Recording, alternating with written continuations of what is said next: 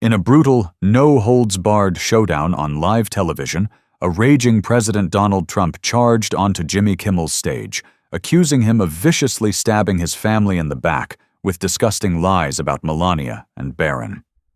Only for Kimmel to stand there with a calm, cutting smirk, dismantle Trump's entire attack in seconds, and then drop the ultimate shocking bombshell that completely exposed Trump's hypocrisy, leaving the most powerful man in the world frozen, humiliated, and utterly speechless in front of millions. The studio lights burned hot and bright as President Donald Trump stepped onto the stage. His shoulders were locked tight, jaw set like stone. No wave to the crowd, no fake smile, nothing. The usual applause started strong but died down fast when people saw his face. This wasn't the fun Trump they expected. He walked straight to the mark, grabbed the mic, and started talking about respect and fairness. For about 30 seconds it sounded normal, then his voice sharpened like a knife. "You know, Jimmy, I came here tonight thinking we could have a real conversation," Trump said, turning to face Kimmel directly. "But you've been spreading disgusting lies about my family, lies about Melania, lies about my son Barron. You stabbed my family right in the back, and I'm not going to sit here and take it anymore." The room went dead quiet. Jimmy Kimmel sat on his couch, hands folded, eyes locked on Trump. He didn't move. He didn't interrupt. Trump's face started turning red as he picked up speed.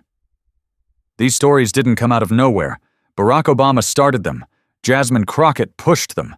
And you, Jimmy, you repeated every single one like it was gospel. No proof, no facts, just pure garbage to hurt me and my kids. My family didn't sign up for this. You crossed a line that should never be crossed." Trump waved his arms hard, pointing at Jimmy with every sentence. His voice cracked once when he mentioned Barron, and the crowd could hear the raw anger shaking through it. Some people gasped.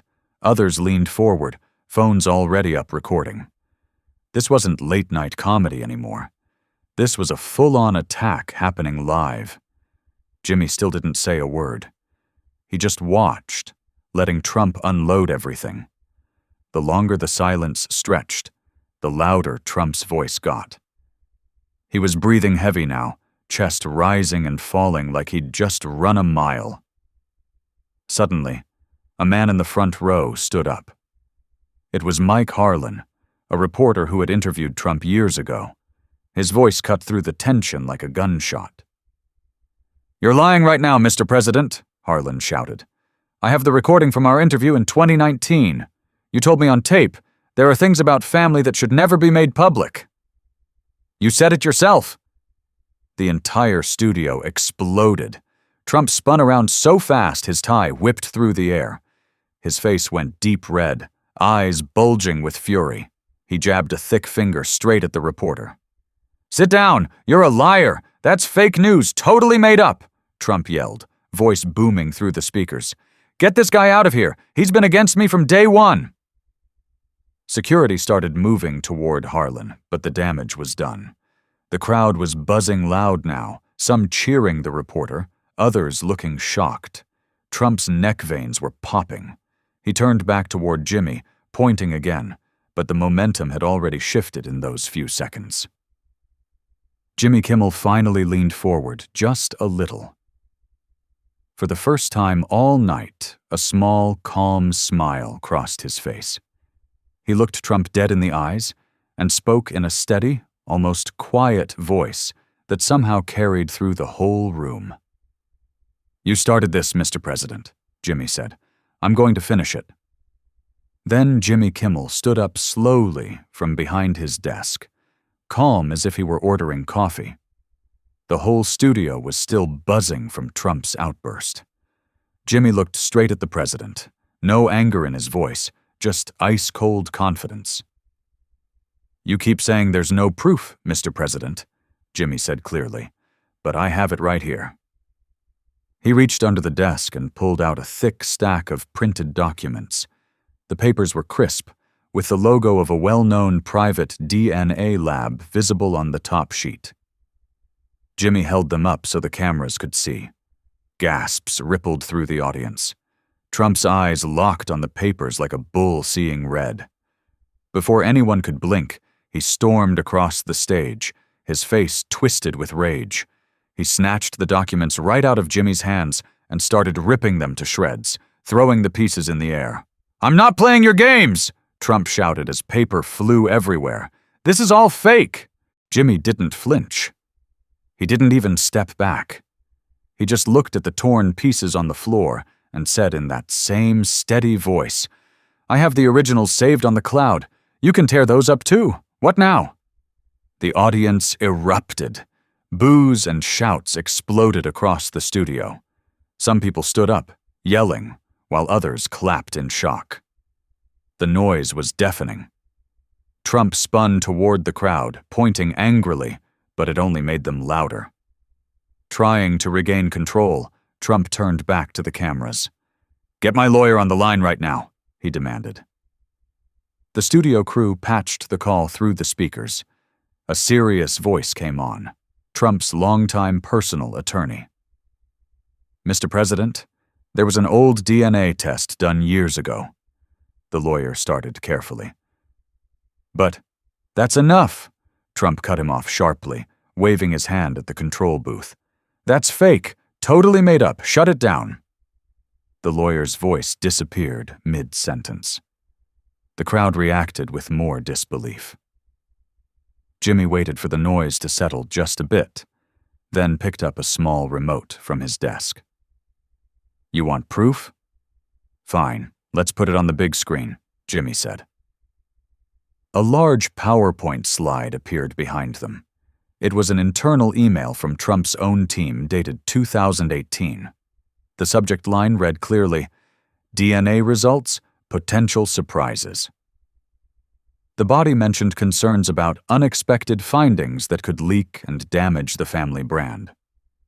The email was addressed to senior campaign staff. Trump froze. For 3 full seconds, he just stood there staring at the screen, mouth slightly open, no words coming out. His face went from red to pale. The entire studio saw it, the exact moment the president realized the hit was real. The audience noise swelled again, louder this time, a mix of shock and excitement. Jimmy set the remote down and looked at Trump. "That email came from your own people," Jimmy said simply. "Not Obama, not Crockett, yours." Trump's hands clenched into fists at his sides. The tension in the studio was thick enough to choke on. Trump wasn't backing down. His face was still flushed from the email bombshell as he stepped closer to Jimmy, pointing aggressively. "Enough with the desk and the papers," he barked. "Let's settle this like men. Get down here on the floor. No desk, no notes, just you and me. Right now." Jimmy looked at him for a second, then nodded. "Fine. Let's do it." The 2 men walked off the main stage and down the steps into the open area right in the middle of the studio audience. Cameras swung around to follow them. The crowd went wild, phones up everywhere, people leaning forward in their seats. It felt like a boxing ring now, with Trump and Jimmy standing just a few feet apart under the hot lights. Trump wasted no time. He pulled out his phone, held it up high so everyone could see, and hit play. A short video clip started. In it, Jimmy's voice was clear. "We shouldn't go after people's kids. That's off limits." The clip ended fast, and Trump smirked. "See? Even you said it, Jimmy. 2 years ago, you told me not to talk about kids. Now here you are doing exactly that," Trump said, voice booming. Jimmy let out a loud laugh that caught everyone off guard. He shook his head, still smiling. "That's cute. You cut 7 seconds out of an 11-minute conversation. I have the full recording right here." He signaled to the control booth. The full audio blasted through the studio speakers. The crowd heard everything. Trump's voice came on first, loud and clear. "What about Barron? There's talk about him, you know." Jimmy's response in the recording was calm. reminding him again that family should stay private. Gasps and shouts exploded from the audience as they realized Trump had been the one who brought up Barron first. Trump's smirk disappeared instantly. He looked stunned, then furious. The full audio kept playing, exposing every word. People in the crowd started yelling, some cheering, others booing. The energy in the room was electric. Suddenly, Trump lunged forward and tried to grab the mic out of Jimmy's hand. "Give me that!" he shouted. Jimmy pulled back just in time. Two security guys in black suits jumped in fast, stepping between them and pushing Trump back gently but firmly. Jimmy stayed completely calm, adjusting his mic. He looked Trump straight in the eyes and said, "You just attacked me on live television. Now you're trying to rip the mic out of my hand? Really?" The audience lost it. Cheers and boos mixed together in a loud roar. Trump's chest was heaving as he glared at Jimmy, then turned to face the crowd. "They're rigging this whole thing," he yelled at the top of his lungs. "This is a setup, fake news!" But right as he was shouting, his microphone suddenly cut out. For 5 long seconds, there was nothing but silence from Trump's side, while his mouth kept moving. The crowd saw it happen in real time. Some people started laughing. Others clapped. Jimmy just stood there, letting the moment sink in. When Trump's mic came back on, he was still red-faced and pointing wildly. Jimmy didn't waste a second. He looked Trump right in the eyes, still standing in the middle of the studio floor, and dropped the bomb everyone was waiting for. "I came prepared tonight," Jimmy said, his voice steady and clear. "I have a mobile DNA kit right here. We can take the samples on live television. A partner lab is standing by. They can run the test and have results in 45 minutes. Right here, right now." The crowd gasped loud. Phones shot up again as people realized this was really happening. Trump stared at Jimmy for a long beat, then straightened up, puffing out his chest. "I'll do it!" Trump shouted. "I'll take the test right now to prove you people are all lying!" Studio staff hurried out with a small medical kit on a rolling table. The cameras zoomed in tight as a technician opened the sealed swab packs. Trump grabbed one, swabbed the inside of his cheek aggressively, and held it up to the camera like a trophy. "See? I have nothing to hide," he said. But when Jimmy stepped forward and reached out to check the sample label, Trump suddenly pulled back. "You don't get to touch anything of mine," Trump snapped. "You're not touching my sample. I don't trust you." The tension spiked instantly. The audience murmured louder. Jimmy kept his cool, lowering his hand slowly. Before anyone could react, the big screen behind them lit up with a live video call. A middle-aged man in a white coat appeared. Dr. Alan Reeves, the physician who had drawn blood from Barron Trump back in 2017 for a medical checkup. Dr. Reeves looked nervous but spoke clearly. During the 2017 blood work for Barron, the results showed certain genetic markers that raised questions about paternal lineage. There were clear abnormalities in the genetic origin. Trump exploded. He grabbed the nearest microphone stand and slammed it hard onto the floor. The mic cracked loudly as the audio from the doctor cut off mid-sentence. The screen went black. The entire studio lost it. People jumped to their feet, booing and shouting.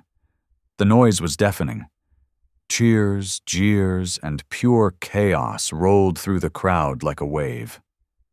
Jimmy pointed straight at Trump, his voice cutting through the roar. "You just destroyed direct evidence on live television. You smashed the mic because you didn't want people to hear the truth." Trump stood there breathing heavy, pieces of the broken mic at his feet. His face was bright red, eyes wild.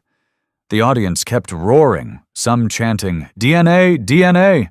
while others yelled at Trump for cutting off the doctor. Trump stood in the middle of the studio floor, breathing hard, his tie loosened and sweat shining on his forehead. The broken microphone pieces still lay scattered at his feet. For a few seconds, it looked like he might explode again. Instead, he lowered his voice and tried a different play.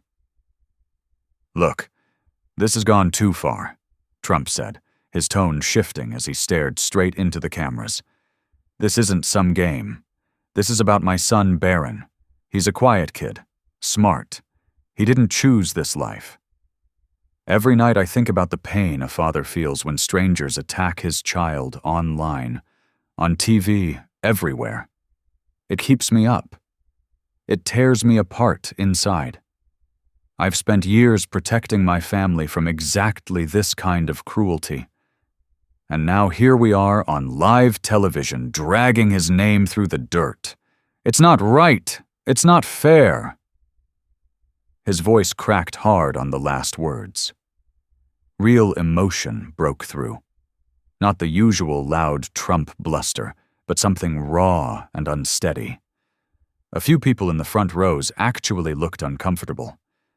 The studio grew quieter as Trump wiped his face again, shoulders heavy.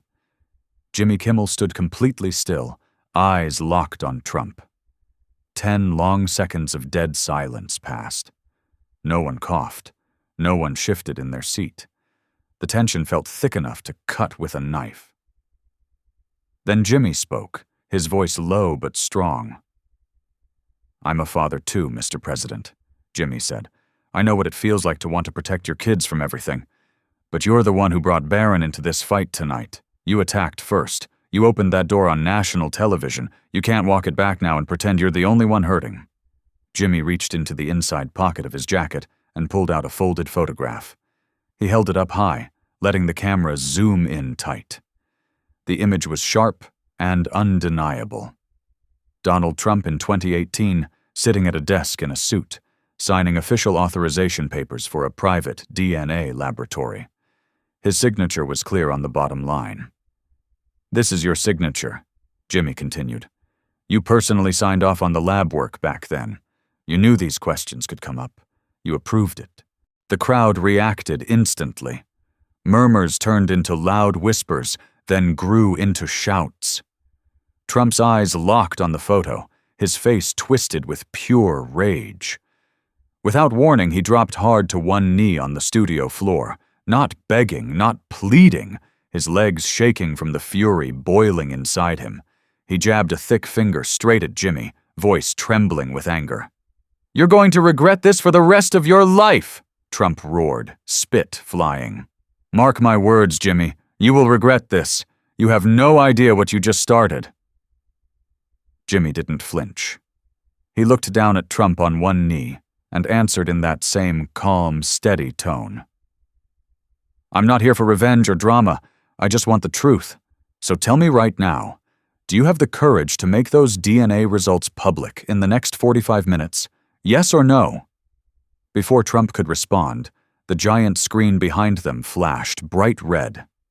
A massive digital countdown clock appeared, 45 minutes, and started ticking down second by second. The numbers glowed under the studio lights. The audience exploded. People jumped to their feet all at once, fists pumping in the air. The chant started low, but built fast into a deafening roar that shook the entire studio. "DNA, DNA, DNA!" they shouted over and over, louder and louder, turning the place into a frenzy. Trump pushed himself back up slowly, his knee cracking as he stood. He glared at the clock, then at Jimmy, chest heaving. The red numbers kept dropping. 44-47, 44-46. The crowd's chant grew even stronger, echoing off the walls. Security stood tense on the edges, ready to jump in. Cameras swung wildly between the two men and the screaming audience. The red numbers on the giant countdown clock hit 0. The studio fell into a heavy, electric silence as a lab technician walked out carrying a sealed envelope. Every camera zoomed in tight. The technician handed it directly to Trump. For a long moment, nobody breathed. Trump tore the envelope open with shaking hands. He pulled out the single-page report, scanned it quickly, then stepped forward under the brightest lights. His voice came out rough at first, as he started reading parts of it aloud. Paternity probability, 99.9%. However, certain genetic markers show... He stopped mid-sentence. His eyes moved down the page again, and his face went pale. The words died in his throat. Trump just stood there, staring at the paper, completely silent for the first time all night. The studio was so quiet you could hear the hum of the lights. The audience leaned forward, waiting.